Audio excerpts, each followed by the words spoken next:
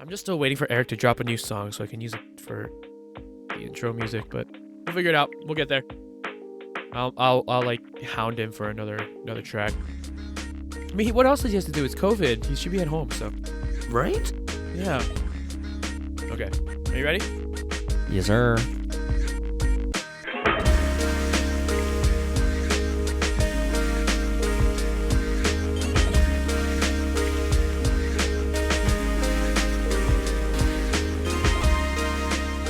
Hello and welcome to this episode of Up Until Now podcast. I'm JD. I'm Andrew. And I want to thank you for taking a listen to our podcast. It is pretty far. We're in the double digits, which is pretty nice for episode numbers. So today we just want to check in because it has been a while since Andrew and I last even talked. We've both been very busy with work because of everything that's been going on lately in the world with this worldwide pandemic of COVID-19. It's been rough even for me because even with the stay-at-home order, I'm considered an essential staff member, so I have to go into work. Not have to go to work, but if I want to get paid, I have to go into work. So I don't know, just I guess it's like a blessing and a curse for being an essential employee. Wouldn't you say? I kind of feel like that. Yeah, I mean, because there are a lot of people struggling right now who can't work when they want to work. And so I would say in that perspective, it is a blessing. You do have the opportunity to make money while other people can't, especially those people that are relying on stimulant checks and unemployment checks, which are being delayed for some people, like myself. But you got yours though, right? I got the stimulus check. But very nice. Yeah, I haven't done. Nice. I don't have to file for unemployment. I'm working full time. I work 9 to 5, and yeah, I get paid for it. So, and I think for me, it's a blessing and a curse. But yeah, I could see it being a curse too, because especially during this time, they keep telling you to isolate yourself, but you can't because you got to go work. Yeah, and especially because like you're essential. Exactly, being an essential employee and just interacting with a lot of people every day. I guess in my case, like it's a blessing as well. Like I don't interact with a lot of people. Like now that after everything has kind of dropped down a little bit and like slowed down a little bit, like I interact with maybe 1 or 2 people a day. Oh, that's nice. Which isn't too awful, but it's definitely something, like you don't know who they've interacted with throughout that day or the past 2 weeks. So it's been like I've been blessed where I haven't like received anything. Like I don't believe I'm positive at all. Like I've been fine and I feel fine. But I think the curse is more like I don't get like that time. I don't get all that time that people have, which I think people like liked it at first, but then I've realized like they're just bored as shit. Yeah. But honestly, like if I had all that time, I think we would be cranking out episodes like crazy. We would just be recording all the time, and that's why I kind of want that time to like pursue like my own creative ventures and stuff and be able to like catch up on my own personal things. See, like that's how it kind of was for me. I guess it worked out pretty well for me because when this whole thing started, I did get laid off for a little bit, for 2 weeks. So like I had like a little mini vacation. Not really a vacation because I just stayed home all day. Didn't really do much. It wasn't too long to the point where I got bored out of my mind. It was like just the right amount of time to like, relax at home and, catch up on some things that I needed to catch up on. And then right after that, I started working again. Which I think that's awesome for you. Like, I wish I had that time. For me, it was quite the opposite. The first 2 weeks were just all hell broke loose. So I work for a university, and within our residence halls, we have upwards of 5,000 to 7,000 students living with us on campus. And we moved out over 3,000 people in less than 24 hours. That's fucking crazy. It's insane. So the 2 weeks it was hell, man. Like, because of the governor's like stay-at-home orders and all this other stuff that's been happening politically as well, it caused our department to change like almost hourly. It was crazy. We would get an email like in the morning. Okay, so because of this that happened last night, this is how we're going to do things from now on. Not like 3 hours later, like, never mind, this is how we're going to do things now because of this. And then like it would just continually do that. That happened for like a straight 14 days. And Esther and I, we work for the same department, so it was crazy. Like we got ridiculous emails of just people being like, "Oh no, correction! Oh no, correction!" So by the time end, it was like a 50 emails that were all saying like the same thing, but with like minor changes to like adjust for all of the things that were happening. It was just hard to keep up. I remember you saying that last episode where you kept saying like just about the time where you guys started like implementing some things that they stated right before, and then they'd be like, "Nope, switch it," and like we got to switch it because the governor changed his status on something, and then it just became more of a headache. And God, I can't even imagine what you guys went through. When it started to get really bad, our department set up these meetings that happened every day at 4 p.m. And that meeting was just like a catch-up meeting. It was literally a meeting that was made for the lower level, quote unquote, employees that were working, would talk to the higher ups and the directors, and they would use that time to like answer questions and that we had for them, which was amazing and it was awesome. But the fact that every single day for 2 weeks during the work week, so like Monday through Friday, 10 meetings happened with 50 plus people on a Skype call, just trying to ask questions about like what's happening, what's going on. And it was amazing that like that happened, and my directors made that happen and made that something into a daily thing so that we know what's going on and they can give us as much information as they can. But just the fact that we had to resort to that was just, it was insane. It's unheard of. Yeah. I mean, there's a lot of craziness that's been going around because of this whole thing. Like, I don't know, man. I don't know how to take it. Like, people are overreacting. Some people are just, living their daily lives like nothing ever happened. And then there are those people that are paranoid. Yeah, I feel like there's just a spectrum with it too. There's people that are like panic buying and all this stuff that that you don't really need to do, really. And then there's other people that are idiots and are ignoring the stay-at-home orders and going out and like potentially infecting like hundreds of people.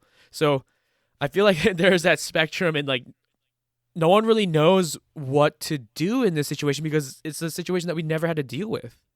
Right. And it's kind of, I don't want to say it's cool, but I like the idea of the fact that like we lived through this. Hopefully, hopefully the world doesn't fucking end. Yeah, but fingers like, crossed. Right, knock on fucking wood. But like if we lived through this, I like the idea of maybe in the future talking to our kids like, "Oh, I was in a pandemic. I survived. If I can, you can." Well, something like that. Like it's nice to have like that. I guess that experience. I completely agree. Because this is something that is just never has happened, it's really interesting seeing how like some people are taking it and how businesses and other things like that are adapting their models to like cater to this pandemic and being able to hopefully prosper during this time, even though like there's a pandemic going on. Right. And like it's a great time to see people's true colors. Exactly. I mean, here's a more positive story that I heard.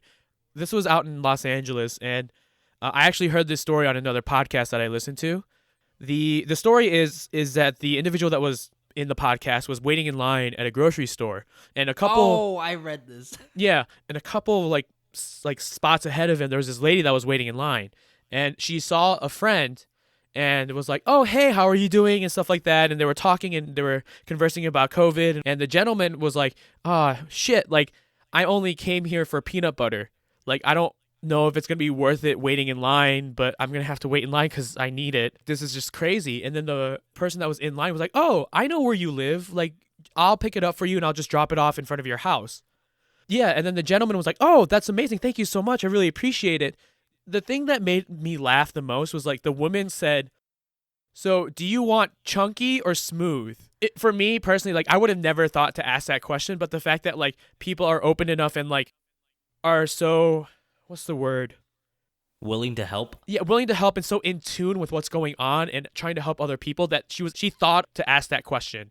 Like, do you want chunky peanut butter or smooth peanut butter? Like, I would not have thought of that, but I would have just gotten them plain ass peanut butter. Yeah, exactly. The response of the gentleman was like, I prefer chunky peanut butter, but it's a pandemic, so whatever's available."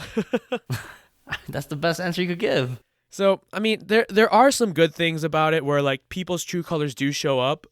That can go for either way, like whether you're a nice person or not so nice person. Like, yeah, I've also read a story from one of my friends. He's a musician, and he's down in Nashville. He's a musician, but because of COVID-19, he lost 2 jobs. He lost a potential tour with his music. Damn, that sucks. Yeah, so he was out of a job. So he's working at a grocery store to make ends meet. But this customer was like cussing him out because she didn't like the new grocery store's protocols when it came to COVID-19.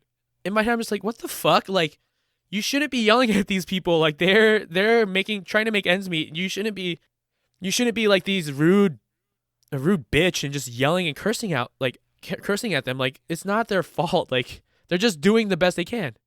Technically, they're risking their lives so they can try to make the other people's lives easier Exactly. by helping them. It's just they're just some assholes.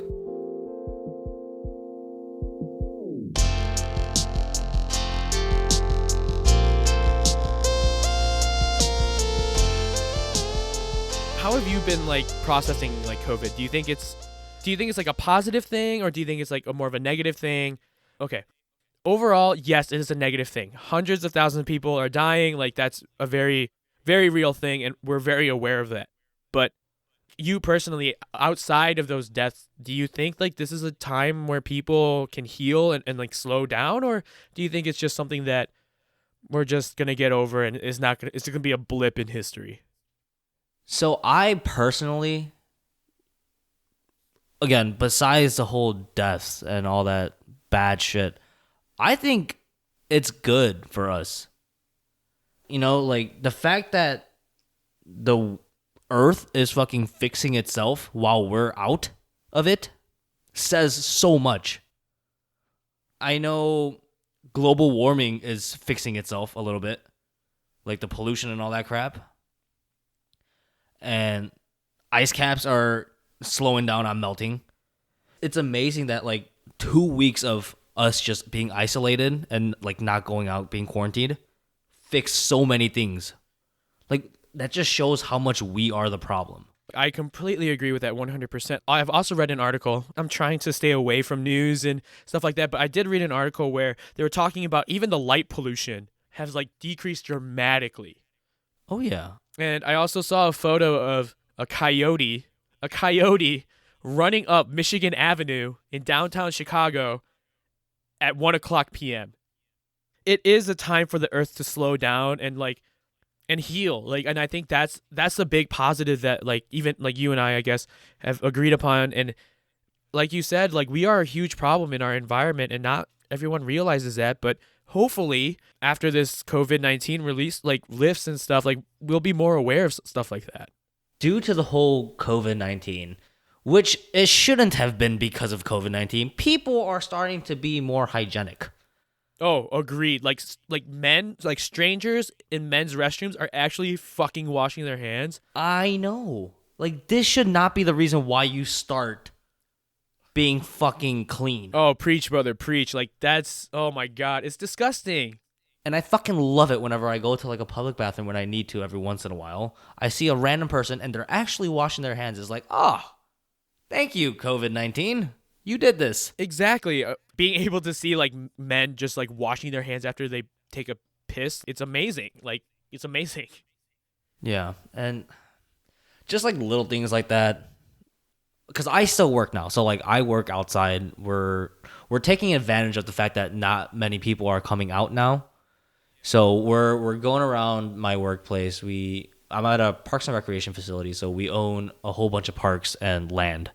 So we're mulching everything while there's not a lot of people. And it's so nice to just have that peaceful environment where, you know, people are at home. Like we can just do our own thing. We don't need to worry about people walking back and forth. Like we have to stop our work. I mean, recently, these days, there have been people out because it's just been really nice weather. I can't blame them. Like people want to go out if they've just been holed up in their homes all this time. But I know Esther and I are very guilty of that. Yeah, but like early on of this COVID-19, when I did start back up, it was nice to have like that isolation and not have to worry about being in contact with so many people.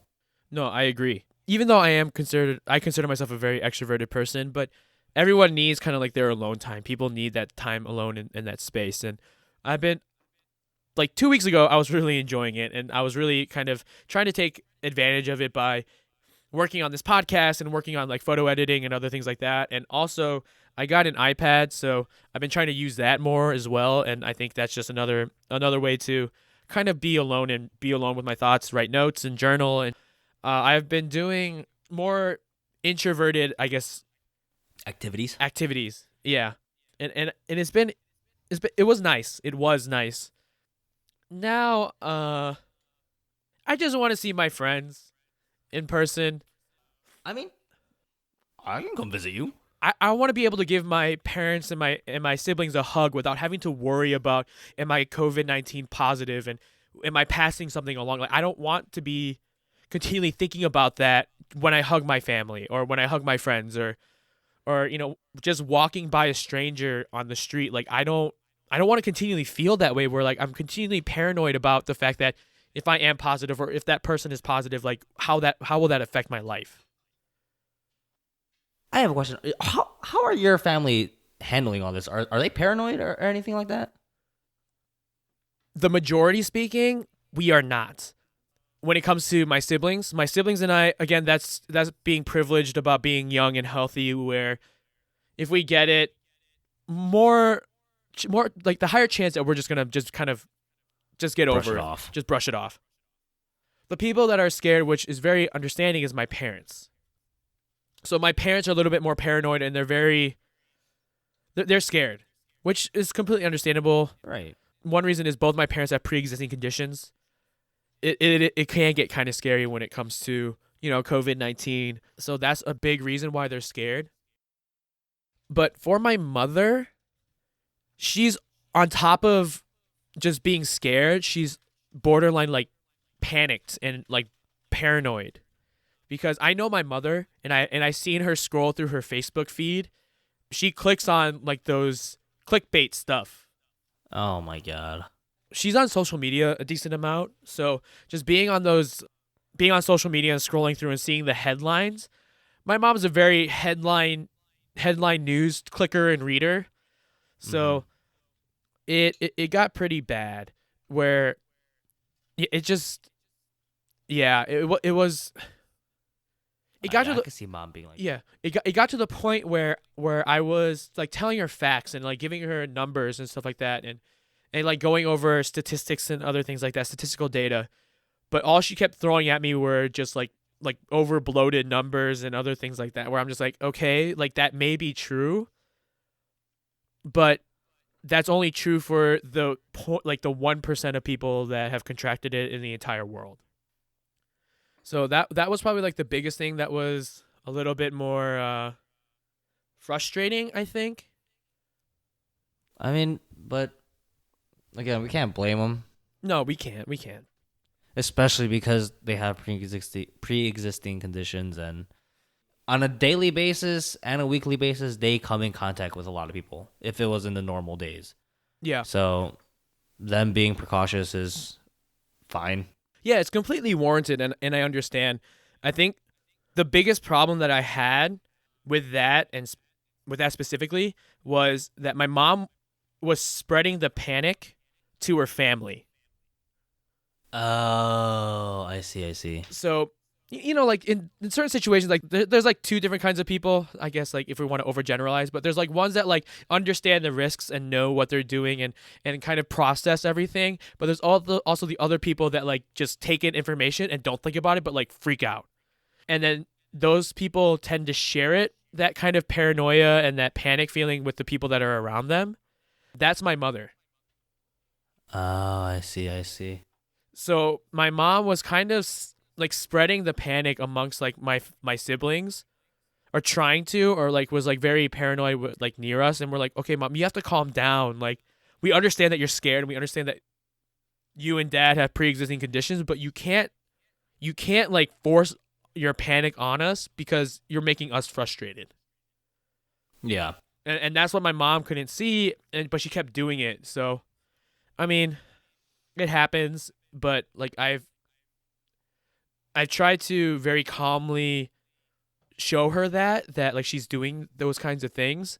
So I think she slowly understands, and she's slowly like calming down a little bit. So And it's a good thing that, you, like yourself, your sisters and your brother, like they're not those kind of people that just take it all in and, freak out with mom.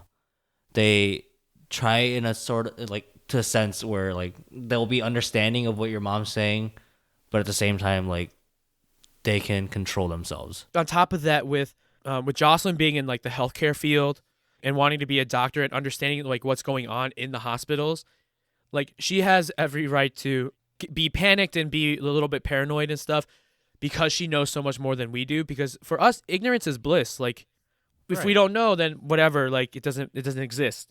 Doesn't hurt us. Exactly. But with my sister, it's like an everyday struggle because her significant other, her boyfriend, is a third-year resident. So he's a doctor. So he's a doctor at a hospital and he's working floors because he's an essential employee. He's more essential than I am for sure.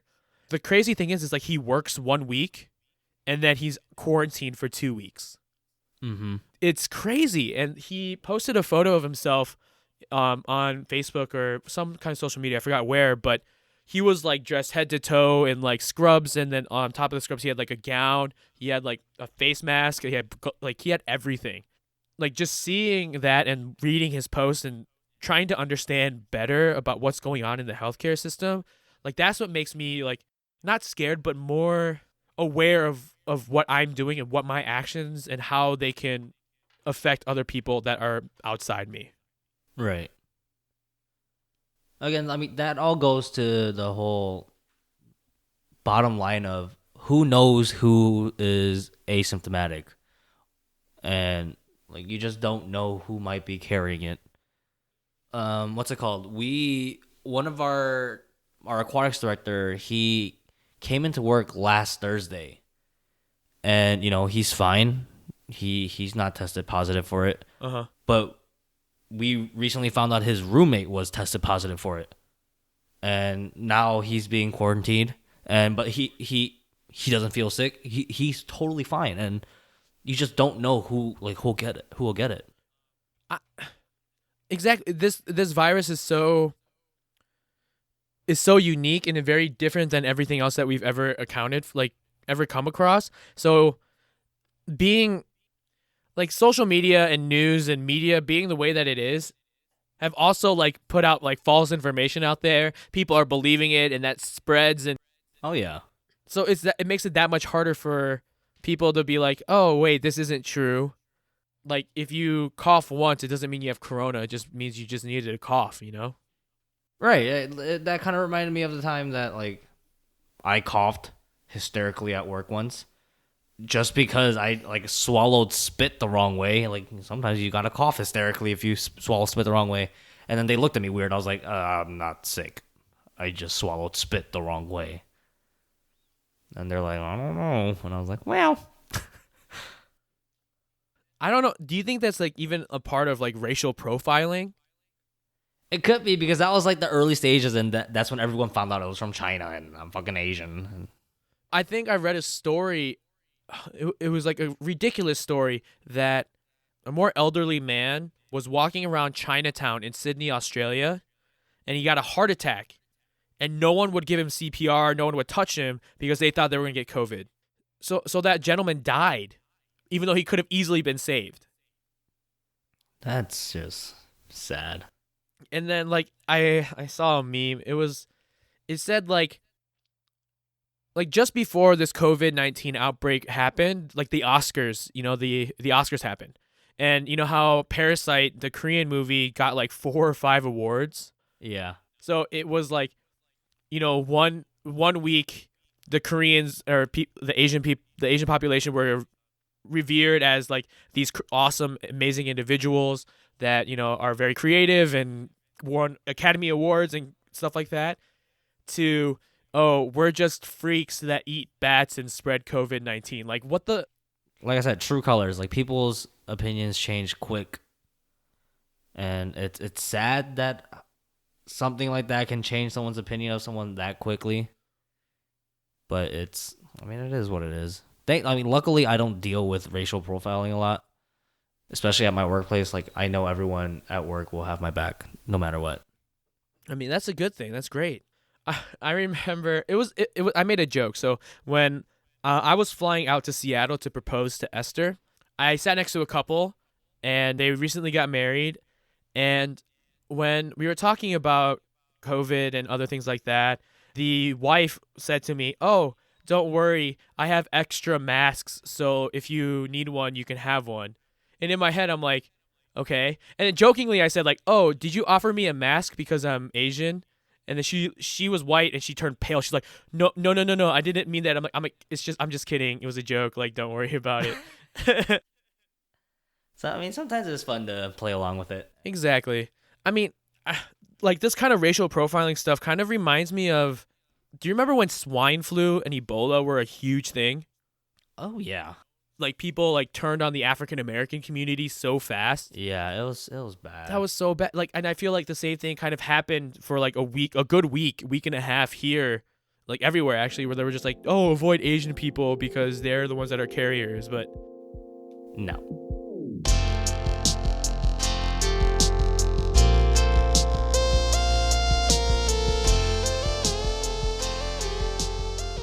so back to being considered essential staff. What I noticed that kind of made me feel better, actually a lot better, was watching my supervisors working alongside me, not working from home and kind of just scrambling and going away and hiding in their homes, but actually coming out and showing their faces and being present with their employees.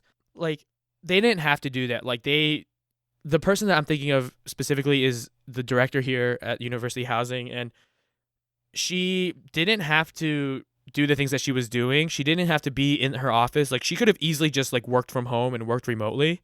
But like she came in and one day into my office, I'm like, "Oh, hi. Like why are you here? Aren't you supposed to be at home?" She goes, "No, I want to be in the office because I want to show that I'm here to work and I'm here to be here for you all." And I'm like, "Oh, that's so nice."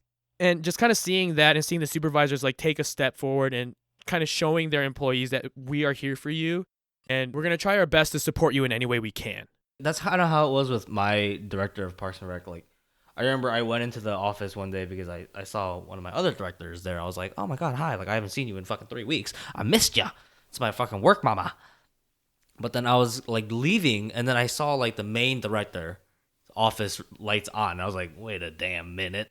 I poked my head in there. I was like, what are you doing here? He's like, what up? I thought you were dead. I was like, nope, I'm still alive. And he was just like, I'm just here, just making sure everything's running, smoothly, just trying to figure out if I can do anything to help them. And I was like, man, that's why you the balls. You see, like things like that, it makes us feel like More secured. but also it gives us what is it called? That word.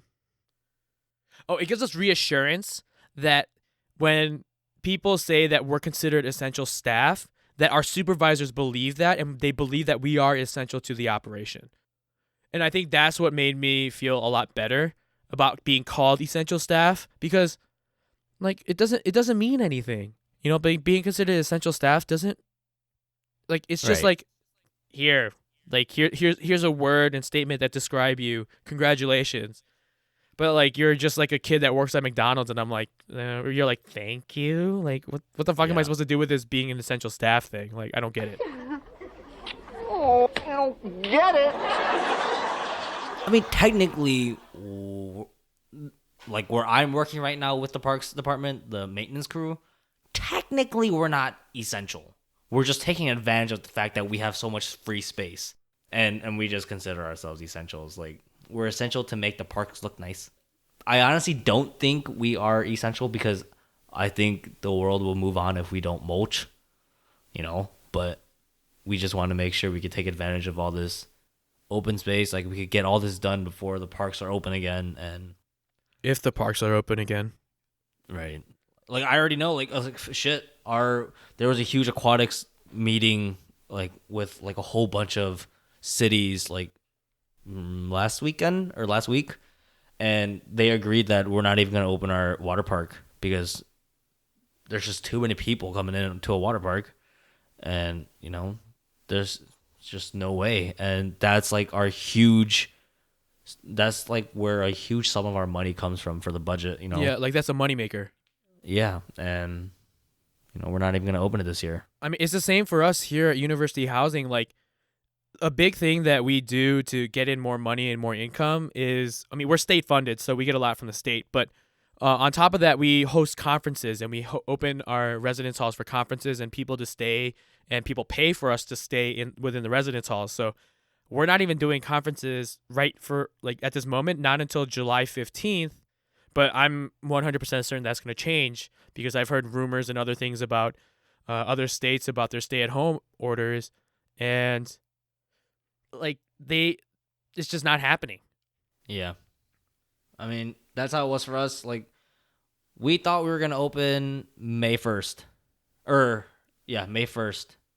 But now our director thinks we're not even going to open until late June, maybe July. And, like, it's crazy that, like, that can be a possibility. And it's scary at the same time because it's like what the hell do we do, you know? Like, there's just so much like we can do to a point where like there's gonna be no more work for us to do, especially if the world stops like this. Yeah, no, I know exactly what you mean because it used to be like technically wasn't the original stay-at-home order was supposed to be over on April 4th. Yeah. It is now April 21st, and there hasn't been any change. If anything, it's been extended multiple times. And Esther and I have a few friends that live out in Seattle, in Washington State, and some of their connections like work for the mayor's office and other things like that. There are rumors that the state of Washington is not even gonna like lift their stay-at-home order until like June 4th. Yeah, it's fucking crazy. So there's a question that I want to ask you regarding the pandemic that we're going through. So with your personal thoughts, what you've seen and what you've heard and kind of what you feel about the pandemic in general, do you think the world will ever be able to come back to normal, like quote unquote normal? No. I say that in a good way though, because I feel like because of this, people are going to start being more clean. And I hope and pray to God people start being more clean because of this, you know, after it's all over and it dies down a little bit. Hopefully, like, people still have that paranoia of, like, oh, it's still out there, you know, let's be clean, you know? Like, why the fuck do you need a fucking epidemic to start washing your hands? Like, no. But I hope that stays with them, that fear. And the fact that, you know, some people have shown their true colors already. And it's hard to go back after that. You know, a part of me wants to believe that a sense of normalcy is going to come. Personally, I think this pandemic is not going to lose its grip on the world for like another year, year and a half, even maybe 2 years. It's going to be a very long time before we can do anything like, I guess in my case, in the way that I'm thinking is like, I don't think there's going to be a time in the next 2 years where people are going to be able to come together like for like a wedding. You know, like where it's 200 people packed in a ballroom and people are going to feel comfortable and safe. Like, I don't think that's going to happen for years. But I want to believe that like eventually that those things are going to be like this COVID-19 is going to be a thing of the past, and hopefully we can all get together and do stuff like that again, because being the extroverted person, like I want that because I miss that so much. Yeah, and then I was going to say, like, imagine, like, places like Disney World, Universal, places like that. Like, if we don't go back to that normal, like, nothing like that will ever be the same. Yeah, can you imagine what it would be like? It would be like they would hike up the prices and only let a few hundred people into the park, like, every hour. Yeah, I mean, that's just going to, like, things like that I wish would go back to normal, like, in those kind of aspects. Like Six Flags and stuff. Yeah, because, like, you know, like, that's an actual vacation, and, you know, you need those kind of days, and it's an experience in life. But, like, if it doesn't go back, like, it'll be hard for a lot of people, especially if the prices, like, skyrocket up, because, like, they need the money, obviously, but they're, like, limited to, like, how many people can come in, and it's, I wish some things will go back to normal and some things will stay the same. You know? I agree. It's hard to determine which one is more, or it's hard to determine what's gonna be staying the same and what's gonna be different. Yeah, especially with this virus and the mortality rate of it, it's just insane. Yeah. Like it's ridiculously high. Like for especially again with elderly people and people with pre-existing conditions, it's extremely high. It all started with like they talked about it's a flu-like symptoms, you know, like Yeah. it's the flu. Flu is already, you know, deadly without anything, but this is a virus that is mutating constantly. Yeah. So it's just a more dangerous flu, and it's constantly mutating to become worse and worse. Apparently, they first said it can never affect animals, and then a week or two later, it infected an animal. And so like everyone, like it's just mutating very quickly, and they just don't know what to do with it yet. Yeah. Like this whole pandemic, there's always to talk about a more like comedic note of it. There's this scene that replays over and over in my head where it's in The Office. I know Andrew and I are very big Office fans, so I think I know what you're talking about. yeah, there's an episode in The Office where it's for Jim and Pam's wedding, and Dwight was walking into the church, and there's a decent amount of people. There's a crowd there, of course, you know, wedding, but Dwight said something along the lines of, Wow, these people here. There's too many people on this earth. We need a new plague. and for whatever reason, that line and that quote and that scene always replayed in my head whenever I think about the COVID-19 pandemic. I'm like, this is the plague that Dwight, you know, cursed on us all. So, thanks, Dwight. Thanks, Dwight.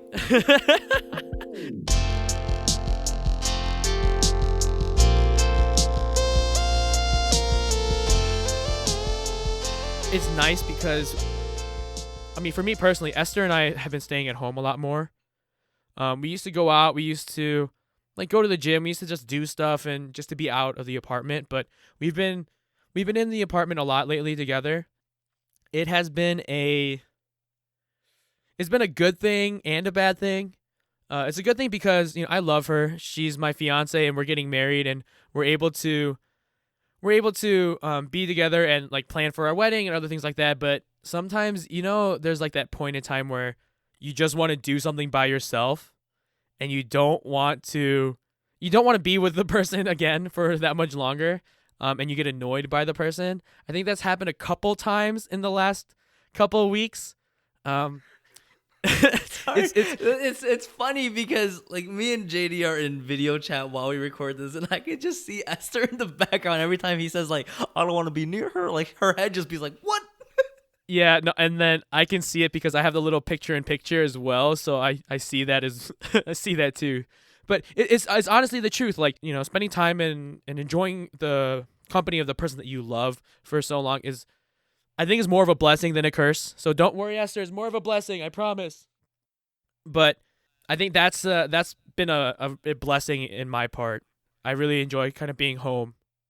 It's actually really funny like how you were saying that, because I read a post saying like people like married couples are starting to appreciate that the significant other goes to work. Like they're realizing a lot of things. They're like, God, so this is what you do when you're not working? And like they're like finding out things, and they're like nitpicking things. It's like, I really wish you could go to work today, you know? Yeah. And then it's funny that you said that. Like, I wish we had some alone time, you know? Yeah, and then you see so many like TikToks of like parents fighting and stuff like that over like the dumbest things. Yeah. Yeah, but I think it's so funny. But it shows people your true colors, of course. But it's also an opportunity to learn about the other person and the individual that you love and kind of move forward with the relationship, you know? Yeah. Yeah, so like have you had any experiences that kind of relate to that, Andrew? Or have you been pretty much alone in your apartment these past couple weeks? How do I say it? I'm not in my own apartment anymore. What? Yeah, I mean, I moved in with my new girlfriend. New girlfriend? Ooh. My new girlfriend. So I bet you guys have been using this time to like, be together and kind of get to know each other. We already know each other a lot. So I'm sure you guys remember from previous episodes where I gave a huge shout out to someone and said a big thank you and gave a huge I like you. It was a girl named Ashley. It is the same Ashley that I am with now, but we are official, and as much as I was constantly coming down here, it was just I hated leaving and she hated me leaving. So we decided, let's just bring me in here. All right, that sounds great. I'm glad. It looks like from our video chat, it looks like her apartment is a little bit nicer than yours. She doesn't have an apartment. She has a whole house to herself. Wait, what? Yeah, so she was renting a house with her friend, but her friend moved out to live with her boyfriend. So she had this entire house to herself. Now I use the spare room as my computer setup and everything. Okay. Like my gaming room, my recording room. And that's the room that you're in now? Yeah, and we just sleep in her room. Oh, okay. Well, I had no Yeah. idea. I thought it was just an apartment. No, it's a whole damn house. It's well, really damn. nice. You've been keeping Moro in check though?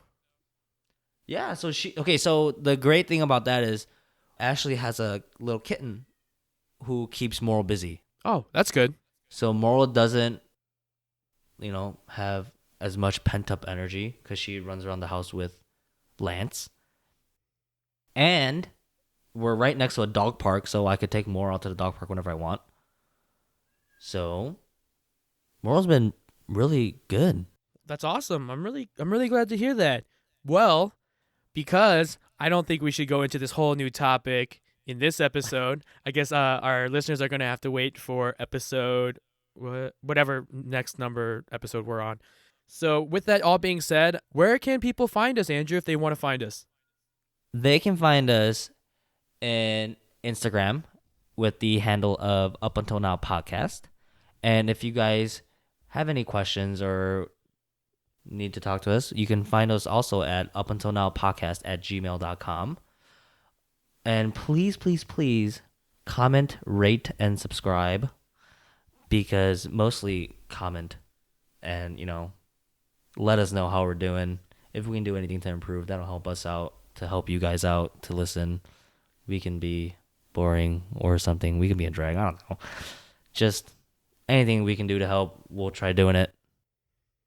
Exactly. We do need more episode ideas as, time progresses, and if there are things and topics that you guys want us to talk about and kind of really sink our teeth into, please let us know. We'd be more than happy to take a look and see if something that we are knowledgeable, or even if we're not knowledgeable, we'll try to get some information for you guys for whatever topics that you guys have in mind.